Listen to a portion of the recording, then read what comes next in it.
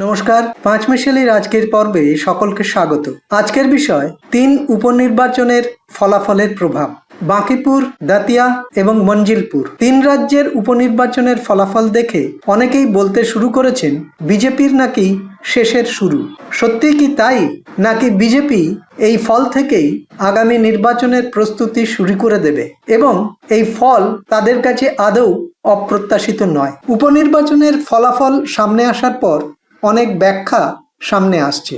সবার কাছেই প্রথমে যেটা মনে হয়েছে, দিল্লিতে ককরোচ জনতা পার্টির আন্দোলন এই উপনির্বাচনের ফলাফলে প্রভাব ফেলেছে। কিন্তু তাই যদি হবে, তাহলে গুজরাটের মঞ্জিলপুরের নির্বাচনে তার প্রভাব দেখা গেল না কেন? একথা সত্যি যে এই কেন্দ্রেও বিজেপির ভোট অনেক কমেছে, কিন্তু ওইটুকু দীর্ঘদিনের প্রতিষ্ঠান বিরোধী মনোভাব থেকে কমে যাওয়া খুবই স্বাভাবিক। মধ্যপ্রদেশের দাতিয়া কেন্দ্রে কংগ্রেসের জয় অনেকেই বড় করে দেখছেন। এই কেন্দ্রে কংগ্রেসের ঘনশ্যাম সিং বিজেপির আশুতোষ তিওয়ারিকে হারিয়ে জয়ী হয়েছেন, কিন্তু মাথায় রাখতে হবে এখানে বিজেপি প্রাক্তন মন্ত্রী নরোত্তম মিশ্রকে টিকিট দেয়নি।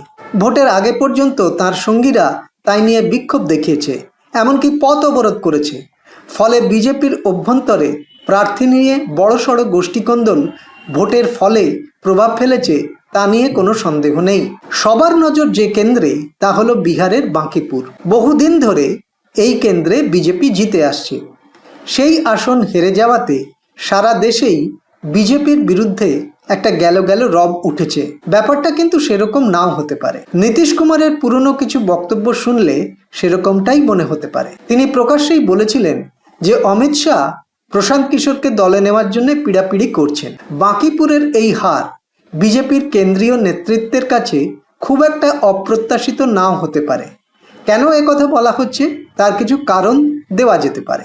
বিভিন্ন রাজ্যের দিকে তাকালে দেখা যাবে সেখানে দীর্ঘদিন ধরে বিজেপি বিরোধী শক্তিশালী দল হিসেবে যারা পরিচিত ছিল তাদের পরাজয় হচ্ছে। যেমন তামিলনাড়ুতে ডিএমকের হার, পশ্চিমবঙ্গে টিএমসি হেরে গেল। এবার বিহারে একদিকে প্রশান্ত কিশোরের জনসুরাজ পার্টি যেমন বিজেপিকে হারালো, তেমনি প্রধান বিরোধী দল আরজেডিকেও হারিয়ে দিল প্রশান্ত কিশোর। তেজস্বী যাদবের বিরোধী হিসেবে একচেটিয়া পরিচিতিতে তা আঘাত এনেছে। এই প্রবণতা যদি চলতে থাকে, তাহলে বিহারে লালু তেজস্বী বিরোধী পরিসর খুব শিগগিরই প্রশান্ত কিশোর দখল করে নেবেন। বাঁকিপুর থেকে জেতার পর প্রশান্ত কিশোর কিন্তু মোদি অমিত শাহের বিরুদ্ধে বিশেষ কোনো কড়া মন্তব্য করেননি।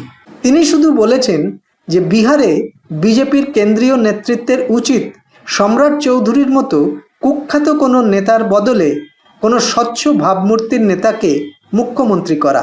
আরজেডির মিশা ভারতী স্পষ্ট ভাষায় কিন্তু বলেছিলেন প্রশান্ত কিশোর আসলে বিজেপির বি টিম। সত্যিই তিনি বি টিম কিনা, তা তাঁর আগামী দিনের পদক্ষেপই প্রমাণ করবে। আজ এই পর্যন্ত।